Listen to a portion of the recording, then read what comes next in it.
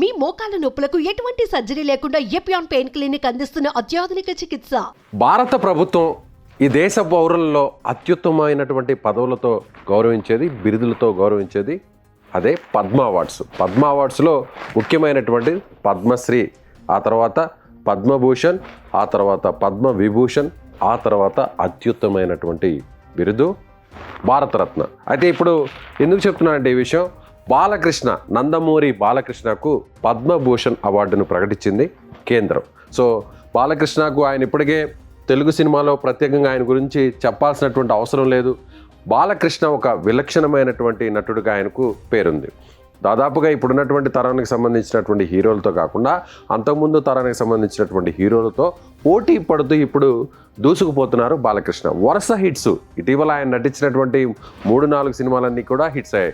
రీసెంట్గా వచ్చినటువంటి డాకు మహారాజ్ హిట్ అయింది, ఆ తర్వాత వీర నరసింహారెడ్డి అంతకుముందు వచ్చినటువంటి సినిమా హిట్ అయింది, ఆ తర్వాత భగవత్ కేసరి హిట్ అయింది, భగవంత్ కేసరి, ఆ తర్వాత అంతకుముందు అఖండ. ఇలా వరుసగా ఆయన సినిమాలన్నీ కూడా సూపర్ డూపర్ హిట్ అయ్యాయి. ఇప్పుడు తాజాగా కేంద్రం ఆయన్ని సత్కరిస్తూ పద్మ అవార్డుని, పద్మభూషణ్ అవార్డుని ప్రకటించింది. సో దానికి సంబంధించినటువంటి జాబితాను కూడా మీకు ఒకసారి చూపించేటువంటి ప్రయత్నం చేస్తాను. ఇది పద్మభూషణ్కి సంబంధించినటువంటి కేంద్రం నిన్న రిలీజ్ చేసినటువంటి జాబితా. ఆ జాబితాలో ఇక్కడ మనం చూడొచ్చు, పద్మవిభూషణ్కి మొత్తం 7 మంది, పద్మవిభూషణ్కి 7 మంది సెలెక్ట్ అయ్యారు. ఆ తర్వాత పద్మభూషణ్కి దాదాపుగా 19 మంది ఇక్కడ ఎంపిక చేస్తూ కేంద్రం నిన్న జాబితాను రిలీజ్ చేస్తుంది. అందులో ఇక్కడ మనం బాలకృష్ణ పేరును ఒకసారి చూసినట్లయితే శ్రీ నందమూరి బాలకృష్ణ ఆర్ట్ అంటే కళల విభాగానికి సంబంధించి ఆంధ్రప్రదేశ్ రాష్ట్రం నుంచి ఎంపికయ్యారు బాలకృష్ణ. దాదాపుగా 19 మందికి ఈ జాబితాను, అంటే పద్మభూషణ్కి సంబంధించినటువంటి జాబితాను ఇక్కడ రిలీజ్ చేశారు. అందులో ఇక్కడ చూడొచ్చు, శ్రీ నందమూరి బాలకృష్ణ అనే పేరుతో కళల విభాగం, అంటే సినిమాలు ఇవన్నీ కూడా కళల విభాగం కింద వస్తాయి కాబట్టి, సో ఆంధ్రప్రదేశ్ రాష్ట్రం నుంచి ఈయన్ని ఎంపిక చేస్తూ రిలీజ్ చేసినటువంటి జాబితా ఇక్కడ మనం చూడొచ్చు. పద్మభూషణ్ ఆ 19 మందిలో బాలకృష్ణ కూడా ఒకటిచ్చారు.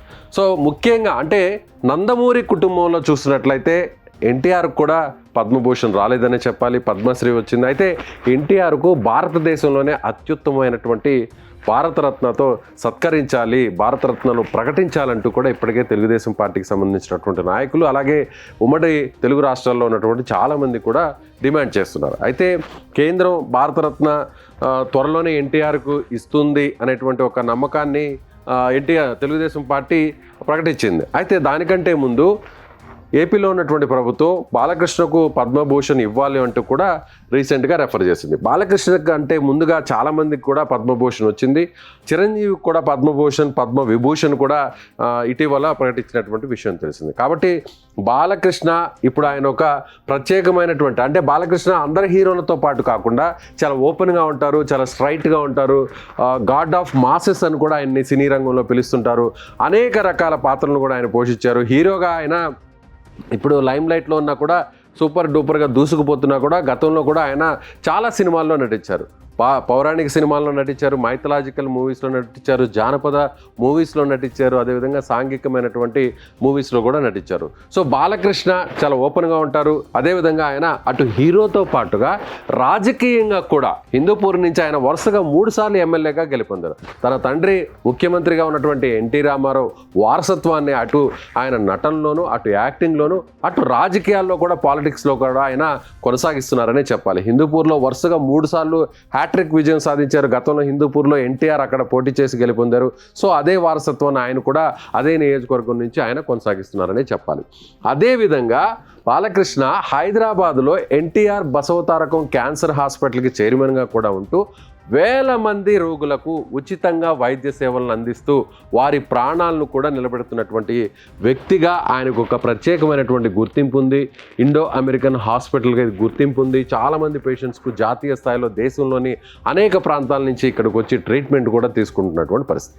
ఈ అన్ని కోణాల్లో కూడా అటు రాజకీయాల్లో ఆయన సక్సెస్ అయ్యారు, సినీ రంగంలో ప్రత్యేకమైనటువంటి గుర్తింపు సాధించారు, అదేవిధంగా అటు ముఖ్యంగా వైద్య రంగానికి సంబంధించి కూడా సేవా కార్యక్రమాలు ఇటు క్యాన్సర్ హాస్పిటల్ నిర్వహిస్తూ చాలామందికి కూడా వైద్య సేవలను అందిస్తున్నారు.